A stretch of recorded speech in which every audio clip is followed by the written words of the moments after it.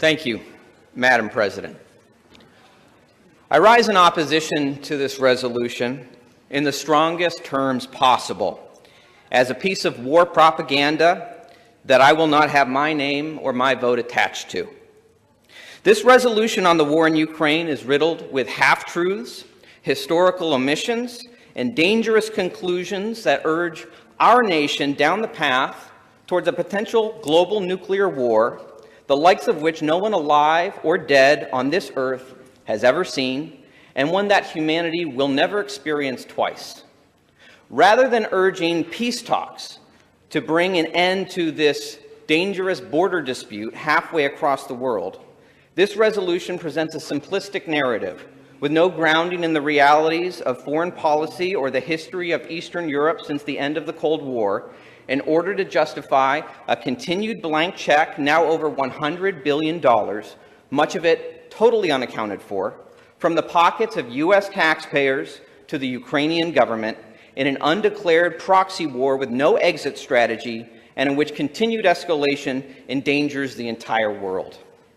Passing this resolution, adding the voice of the Maine Senate to this fool's errand, would be grossly irresponsible. I will readily admit that when I was a young man, I was fooled once by war propaganda. But to quote the president who fooled me, "Fool me once, shame on you. Fool me twice, you aren't going to fool me twice." After learning the lessons of the disastrous Middle East wars, I resolved to follow the advice of another president, Dwight D. Eisenhower, who served as Supreme Commander of the Allied forces during World War II.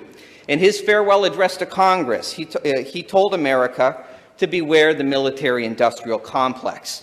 It is also worth remembering the words of Major General Smedley Butler, a very decorated Marine and veteran of World War I, who simply put it, "War is a racket."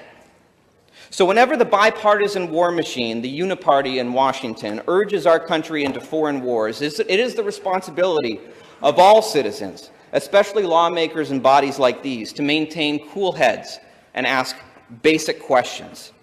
So let's begin with a basic question about one of the claims in this resolution, seemingly parroting a repeated line in the corporate press, which is funded with advertising dollars from weapons manufacturers, that the Russian invasion in Ukraine was unprovoked. Madam President, there are many justifiable adjectives to describe this war: bloody, vicious, murderous, tyrannical, evil, illegal. I would accept any of these, but I will not sign my name to a lie. The claim this invasion was unprovoked can only be uttered sincerely if history began the day Russian troops crossed the border.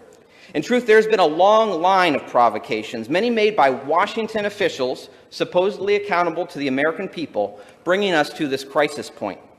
To be clear, provocation does not justify an action. A man may violently stab another who shoved him first. That stabbing would be wrong, just as this invasion is wrong. But it would also be false to say it was unprovoked. This word is used to absolve Washington war hawks of the numerous acts of incompetence and malevolence in the decades of buildup to this conflict since the fall of the Berlin Wall.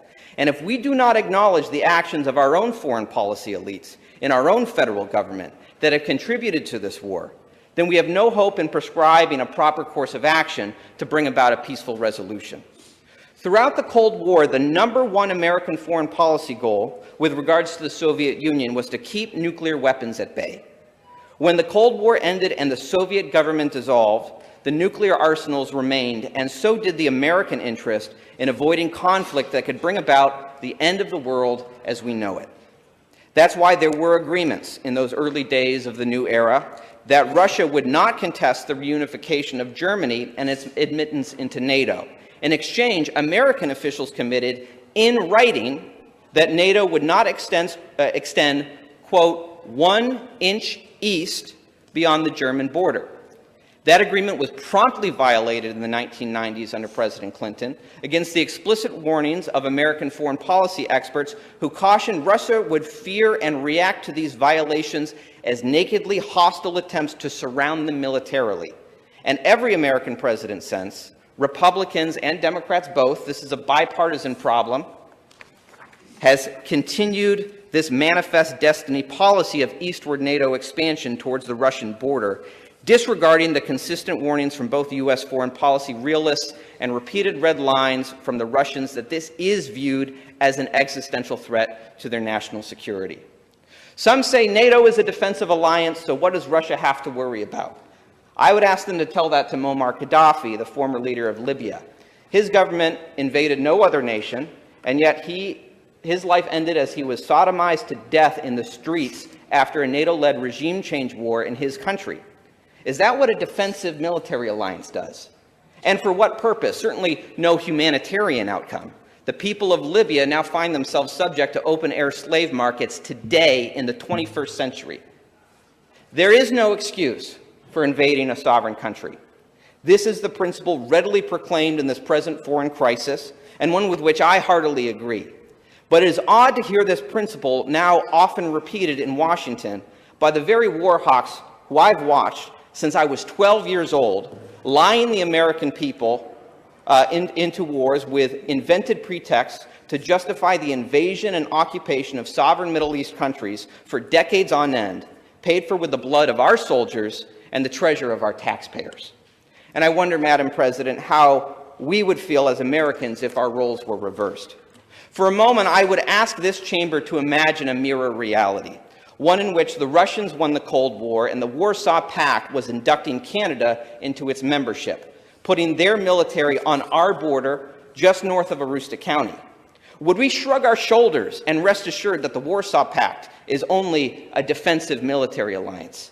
Would we tell ourselves there was nothing to worry about after watching the Soviet Union, as the world's last empire and superpower left standing, spend the last 2 decades on regime change wars across the Middle East with death tolls nearing 1 million? As their military alliance snaked its way through Central America toward our southern border, with the KGB running intelligence operations to manipulate election outcomes and overthrow uncooperative leaders, would we not demand our leaders do something to protect our country from the threat encircling us? And if our economy and our military were a shadow of their former glory, and all we had left was a nuclear arsenal to tell Russia not to mess with us, how far would America be pushed before twitchy fingers were on the button? In truth, we don't have to imagine too hard how our country would respond to a Russian military threat on our border, because we know how America did respond during the Cuban Missile Crisis. President Kennedy considered Russian missiles off our coast a provocation, and he took action to secure our country, just as any national leader responsible to their people would when an antagonistic military force is approaching their border. Only fools would put a country with a nuclear arsenal in that position, cornered, fearful, and desperate, and then reject all offers to negotiate. Thankfully, Kennedy used diplomacy to diffuse the danger of that situation, a skill our leaders in Washington today seem unwilling or unable to exercise. Both Presidents Kennedy and Reagan, adamant Cold Warriors both, none would be accused of being friends to the Russians, always maintained open communication with the leaders of Russia to avoid escalation into nuclear conflict. Instead, our present-day leaders refuse diplomacy and push the war forward to the last Ukrainian standing, not for the benefit of the people of Ukraine, but to bleed the Russians dry, as in Afghanistan throughout the 1980s. This posture isn't for the Ukrainian people. This isn't for the American people. This is for the empire that now stands in the place of our once proud republic on a mountain of corpses to maintain global hegemony. That's why in 2014, then Vice President Joe Biden oversaw the overthrow of the democratically elected president of Ukraine, Viktor Yanukovych. His crime was not signing a trade deal with the European Union. In actuality, he wanted to sign 2 trade deals with both Russia and the West. But when the EU agreement suddenly prohibited any economic agreement with Russia, Yanukovych says he felt like a bride who showed up for a wedding only to discover a never-before-discussed prenuptial agreement, and he just wasn't in the mood anymore. For that, he was regime changed. And if you doubt Washington, D.C. had anything to do with it, I have a bridge to sell you in Libya. Thanks to leaked phone calls, we know for a fact that the current Undersecretary of State, Victoria Nuland, personally handpicked the leaders of the new government to replace Yanukovych. You can hear the phone call in her own voice as she speaks with the U.S. ambassador to Ukraine about who is in and who is out in the new Ukrainian regime to make the whole thing stick. Is this what democracy looks like? I don't think so. And after the coup, the new government, urged on by local neo-Nazi groups like the Azov Battalion, and when I say neo-Nazi groups, I don't mean in the parlance that's often thrown around today. I mean actual Adolf Hitler-loving neo-Nazis who welcomed the German invasion during World War II. They urged the government and succeeded in banning the speaking of Russian and launching an ethnic cleansing campaign in the eastern regions of Ukraine. Russia responded, yes, by annexing the Crimean Peninsula to maintain control of the Sevastopol naval base, Russia's only warm water port with access to the Black Sea, which is a sort of Russian Alamo after many died defending it against German invasion in World War II. Whatever we think of that, it is of such strategic and nationalistic importance to the Russians. We better be prepared for nuclear war if we want them to give that up, because they're not going to give that up. But at the same time, he rejected petitions from ethnically Russian people in the Donbass region of eastern Ukraine, now at the center of the war, who wanted to secede and join Russia.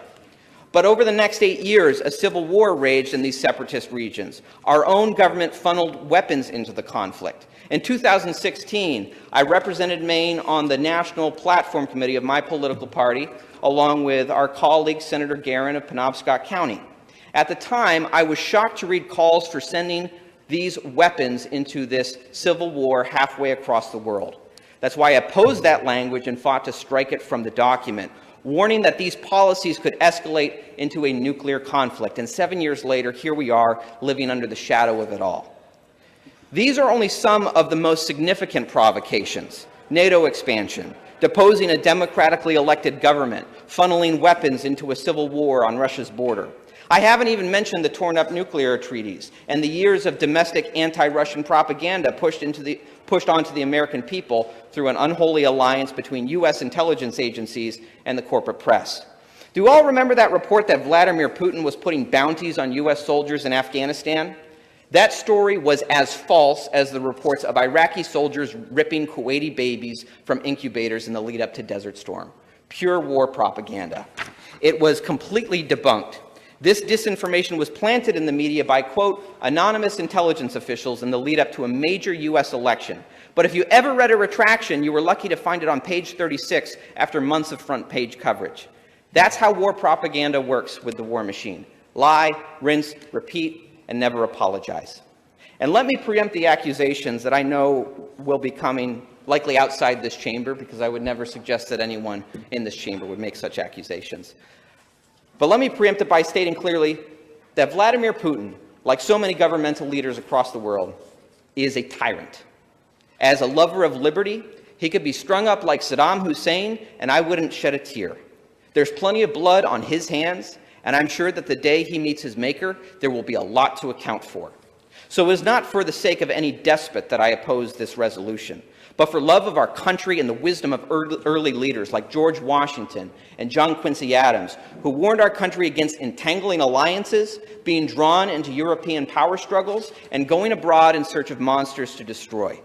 And for the love of all the people caught up in this war, for the conscripted and enslaved men of Ukraine and Russia pitted against each other to the death for the benefit of oligarchs, for the many dead and displaced civilians, for those starving across the world from the consequences of a war in the Ukrainian breadbasket, for those in Europe, America, and here in Maine, freezing this winter due to natural gas shortages, and for everyone alive today and generations yet unborn who face the very real threat of nuclear annihilation, we must demand immediate diplomacy to end this war.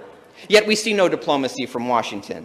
In the rattling of their sabers for war with Russia, the Uniparty claims it is love of democracy and hatred of tyrants that drives them. So where are these affections as they partner with Saudi princes to genocide the people of Yemen? What makes the Yemeni people less worthy of our concern? Is their skin the wrong color? Are their lives of less value because they live in the wrong part of the world? Or is Washington simply so addicted to Saudi oil and the petrodollar that props up our paper currency that the deaths of 250,000 people is worth the cost? Madam President, it seems George Orwell predicted the state we find ourselves in. If you listen to the talking heads on the television screens, it would seem we've always been at war with Eurasia. But if you go searching down the memory hole for scraps of what was and possibilities of what could have been, you will find stories about the days when George W. Bush and Vladimir Putin toured Texas high schools together after the Russian president's call of support following the 9/11 Twin Tower attacks. You will find stories about Secretary of State Hillary Clinton hitting a reset button on U.S.-Russian relations for a new era of peace. So when did all this change? It is certainly not just that Vladimir Putin is a tyrant. As I've established, our leaders in Washington are fond of many tyrants around the world. The public pivot seems to have taken place when Russia stood opposed to the invasions of Iraq, Libya, and Syria, all grossly unconstitutional wars by our own American standards, and waged for no clear American purpose beyond the profits of that institution Eisenhower warned us of. When Russia blocked the dreams of regime change in Syria, this appears to have been the last straw, and we've seen nothing but provocation and heard only drumbeats for war ever since. Madam President, the stakes on this matter are higher than any war in my admittedly short life of 34 years.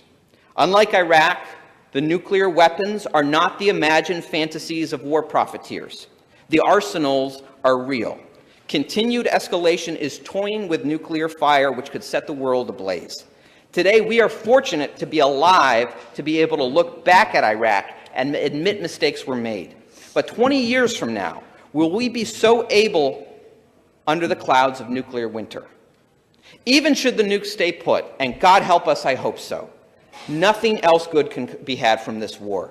The Ukrainian people die while peace talks should be taking place. America's strategic position in the world is weakened as China and Russia have formed an alliance against us. Our fair-weather friends in Saudi Arabia entertain breaking the petrodollar, threatening the U.S. dollar's status as the global reserve currency and unleashing hyperinflation on our country. Rising economic powers, including India, refuse to fall in line with U.S. sanctions, as it turns out that after decades of invading foreign countries in the Middle East, few nations outside Europe recognize America's moral authority anymore on the question of invading foreign countries. And Madam President, if this resolution was truly in the interest of peace, I will tell you what it would say. It would not call for continued conditionless spending and racking up trillions of dollars more in debt on the American people in order to draw out a war that endangers the whole world. This resolution would demand that Secretary of State Antony Blinken go to Geneva and sit down for peace talks with both Russian and Ukrainian leaders to resolve this border dispute, broker a peace, end the war, end the famine, end the energy crisis, and take the very real threat of nuclear annihilation off the table. That is what this body should be calling for. Peace, not war. I invite every member of this body to join me in voting for peace by rejecting this resolution. Thank you very much for your time and your consideration.